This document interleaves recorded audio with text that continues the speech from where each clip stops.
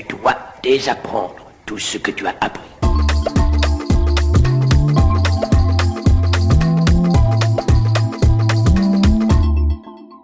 Bonjour les amis, il y a quelques semaines, j'ai parlé du statut juridique des mannequins et des modèles. Et je me suis rendu compte à cette occasion que les gens confondaient deux choses, le contrat de droit à l'image et le contrat de travail. Alors ce sont deux choses absolument différentes. On va voir quelle est la différence entre ces deux choses.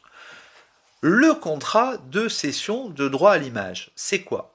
Eh bien, comme vous le savez, vous êtes propriétaire de manière plénière, absolue et irrémédiable de votre image. Il n'y a que vous qui avez le droit de dire à une personne qu'elle a le droit d'utiliser votre image. Alors évidemment, dans le cadre de la présentation publique, c'est-à-dire quand vous marchez dans la rue, etc., c'est autre chose, mais ça j'en parlerai dans une autre vidéo. Vous allez chez un photographe, par exemple, dans son studio, vous faites une photographie, et cette photographie, ensuite, elle est utilisée, je sais pas moi, pour faire une affiche, pour vendre, je sais pas quoi, du dentifrice. Et donc là, ben, il va falloir signer un contrat des droits de l'image. Ça veut dire quoi ? Ça veut dire que le modèle dit que vous avez le droit d'utiliser son image, ce à quoi elle ressemble, pour promouvoir du dentifrice. Donc, dans ce cas-là, on signe un contrat bipartite entre le photographe et le modèle, le mannequin, et ce contrat doit indiquer plusieurs choses. D'abord, il doit être daté. Bon, le contrat, tous les contrats sont datés. Le contrat est fait, par exemple, le 14 mars. Bon. Le contrat, il est fait entre deux personnes, le photographe et son modèle. Le modèle donne l'autorisation au photographe d'utiliser son image pendant une durée déterminée. Cette durée ne doit pas excéder une certaine période, en général c'est 7 ans ou 10 ans. Le modèle donne son autorisation pour l'utilisation de l'image dans un cadre particulier. Par exemple, pour promouvoir le dentifrice de la marque Belle Dent. Ensuite, pour une zone géographique déterminée, par exemple, pour un affichage dans la région de Marseille. Et enfin, pour un support déterminé, eh bien, la photo va être utilisée pour mettre sur l'emballage du dentifrice, dans des affiches qui seront publiées dans des abribus, dans des publicités qui seront dans des magazines et sur le site internet de la marque. Voilà. Donc ça, c'est le contrat de cession des droits à l'image. Premièrement, alors ça, vous devez le faire signer, que vous soyez dans un cadre professionnel ou amateur, puisque en tant qu'amateur, vous allez peut-être exposer l'image de votre modèle dans une exposition, eh bien vous devez avoir l'autorisation écrite de la personne pour présenter cette image. Ça, c'était la première chose, le contrat de droit à l'image. Mais il y a un deuxième contrat, et là c'est celui dont je parlais dans ma vidéo. C'est le contrat de travail. Lorsque vous faites travailler un mannequin ou une modèle, et que c'est dans un cadre commercial, puisque vous allez payer, rémunérer le mannequin, et vous devez créer un contrat de travail, faire une déclaration à l'URSSAF, etc., etc., etc. Le contrat de travail, si vous êtes salarié, vous savez ce que c'est, vous en avez signé un jour avec votre patron.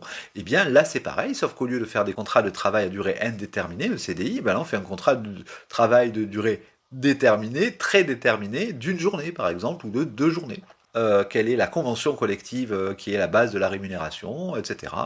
Ce qui se passe en cas de non-application de la clause X de part et d'autre, enfin, tout ce qu'on peut trouver dans un contrat de travail classique. Ça, je ne vais pas revenir sur le contrat de travail, hein. Normalement, si vous êtes grand et que vous êtes salarié, vous savez ce que c'est un contrat de travail.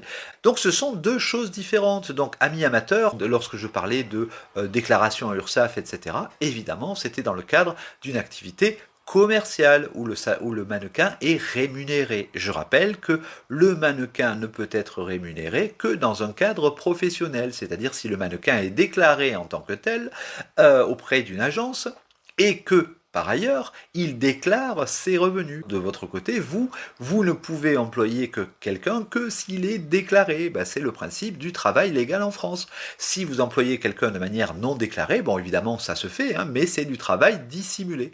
Alors on dit en langage courant du travail au black, et le travail dissimulé, eh bien, c'est un délit. Comme tous les délits, si vous faites prendre, eh bien, vous paierez des amendes, et parfois des amendes importantes selon le niveau des choses que vous avez faites. Dans tous les cas, le contrat de cession de droit à l'image, on le fait dans tous les cas de figure, qu'on soit professionnel ou amateur. Le contrat de travail, on ne le fait que dans le cadre d'une activité rémunérée. Si vous êtes amateur et que vous travaillez avec un modèle amateur et que vous ne faites que des photos pour le plaisir, qui ne vont être ni vendues, ni utilisées d'une manière ou d'une d'une autre, eh bien vous n'avez rien d'autre à faire que de signer le contrat de cession des droits à l'image entre le mannequin, le modèle et vous. Voilà les amis, bon j'espère que j'ai été clair, hein. Bon, c'est toujours pareil, vous savez, mes vidéos je les fais à la volée.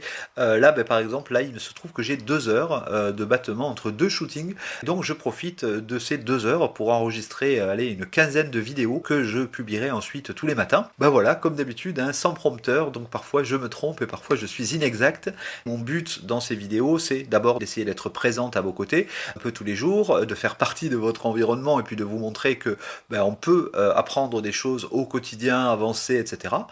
Puis j'aime bien ce lien avec vous parce que vous m'écrivez, vous me posez des questions, donc ça me permet d'avancer. Et puis voilà, et puis surtout, ça me permet d'échanger avec vous rapidement. Vous avez vu, les vidéos, elles sont pas montées, hein. Alors on utilise un petit logiciel qui s'appelle CapCut qui permet aller en 8 minutes de supprimer mes E et mes A, voilà, et puis c'est tout, et puis on envoie la vidéo pour publication. Ne m'en voulez pas si parfois je ne suis pas exactement précise tant qu'on le voudrait, mais je vous rappelle que j'ai une plateforme de formation en ligne. Cette plateforme de formation en ligne, elle est de plus en plus importante puisqu'on rajoute des vidéos tous les mois et que donc chaque mois il y a plus de contenu dedans.